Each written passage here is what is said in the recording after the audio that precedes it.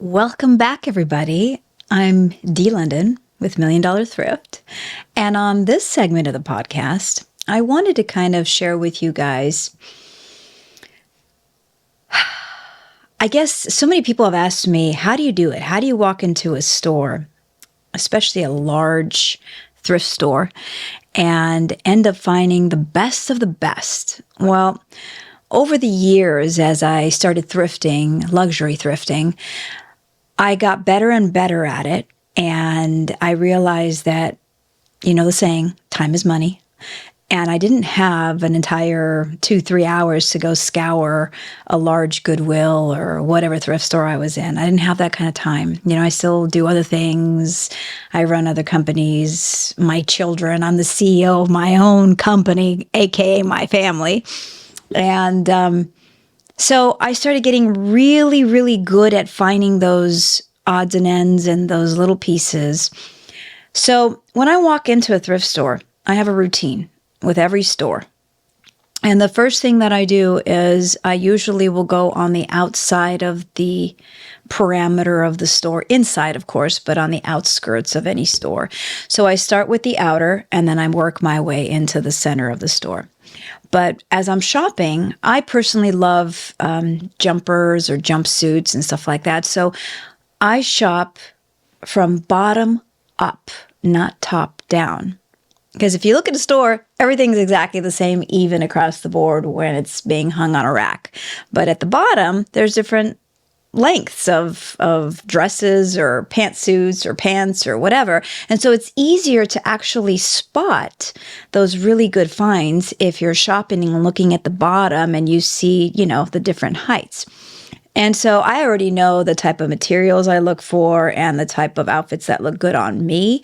Or if I'm shopping for a client, I know what they're looking for. And so I shop bottom up. So that's a very important tip for when you shop at any store, actually. It'll save you time, it'll save you energy, and it'll get you what you really are looking for. The other thing I do is I kind of zoom out a little bit. When your focus is too close to the subject matter, you can't really see the bigger picture. And so I'll take them by intervals. So I look at one section of the rack, bottom to top, and I'm seeing if it's anything like the right colors that I look for. Materials are very important. It really makes a difference of whether or not that item is good quality or cheapy quality. I love velvets. I love satins. There are some materials that are very hard to wear and are a little too form-fitting and show too many things. And so I usually stay away from those items. But anything that feels good, looks right, and the next thing is once you pull it off the rack, you have to take a look at it and make sure that it's in good condition.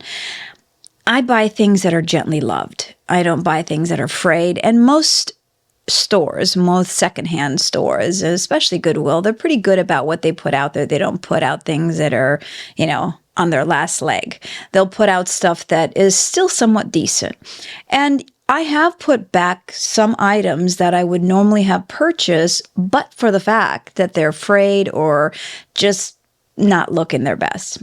If it's a clean thing, I got that covered. In fact, I suffer from germophobia, and it's kind of a weird thing to say when my entire life revolves around thrifting and touching other people's products.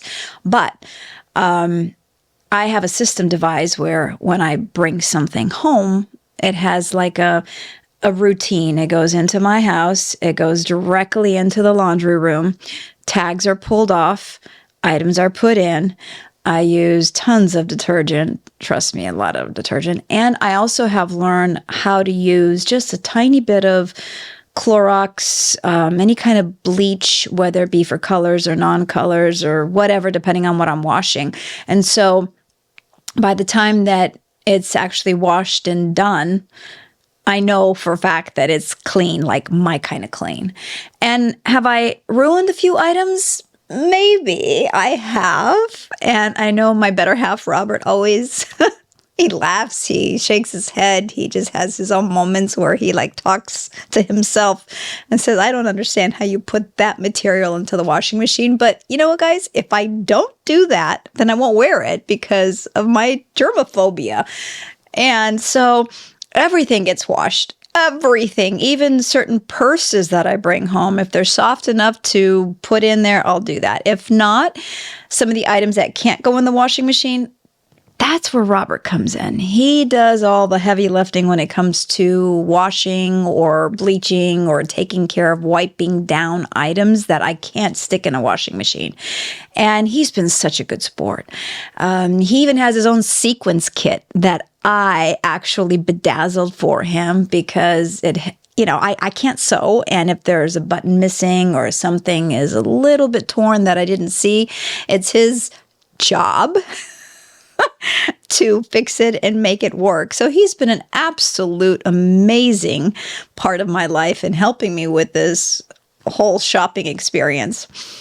He has painted my mannequins, my display mannequins. We bought a whole bunch of them and they look like not so good. But he said, you know what? If I paint these, if I scrub them down and, paint them and make them all spruced up, you're going to love this. So that's exactly what he does. And that's what he did for me. If you don't find him on the phone working with clients, because, he has his own business that he's working on. If he's not doing that, he's doing something for me. And I can't tell you how much I appreciate that, because doing things as a couple and creating that product line or this show or this whatever I'm doing and working together with your better half is so important, because they're right there with you. They understand what you're going through, and just having that support system is more than important. And it's helped us in our relationship as well. So kudos to him for painting mannequins. I had him paint gold and black and all sorts of funky things. And then I get involved and I put lashes on the mannequins, or I'll put nails because I'm obsessed with long nails. I'll put heels on them. I'll dress them up. I'll do whatever.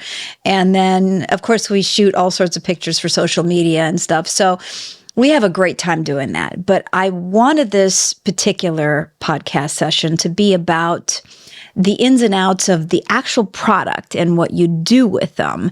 And the cleaning aspect is extremely important because, like I said, I kind of suffer from an issue with germs.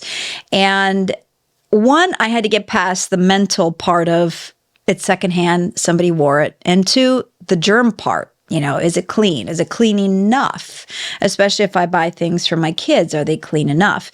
And the one nice thing specifically with Goodwill is that oftentimes they'll have things that are brand new with tags on, like just overstocks, or maybe, I don't know how they get there. They have deals with them, and you could tell the stuff that's pretty much brand spanking new.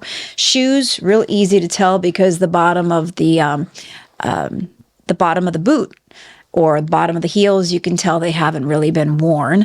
And that's important because nobody really wants a secondhand item that looks like it's on its last leg. So the long and the short of it is basically everything I bring home is washed, disinfected, and if need be, it goes through Robert to fix or sew or whatever with his sequence kit. So there are ways that you can debunk the fear of thrifted items, gently used items.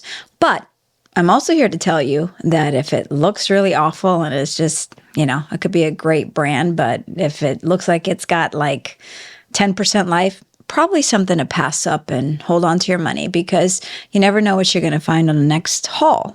So that's the one thing is when I go out and shop, because this is like a daily occurrence for me, I'm trying to upkeep my boutique and have all the products in there that I need and could possibly want and need.